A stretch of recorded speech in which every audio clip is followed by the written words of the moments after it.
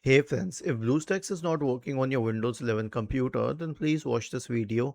I will guide you through the process to fix it. Search for BlueStacks in the Windows search bar, and then you can select BlueStacks services, and then you can consider uninstalling it. Okay, click on these three dots here, uninstall it, and uninstall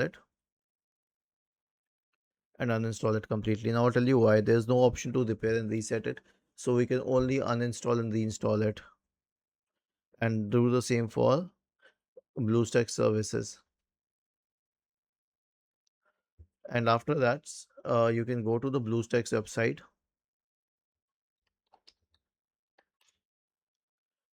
go to download BlueStacks, and download and install it from the initio. So we will do it once again.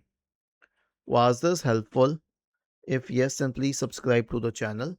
If not, then let us know in the comment section of the video on how we could help you further. Thank you for watching this video and have a nice day.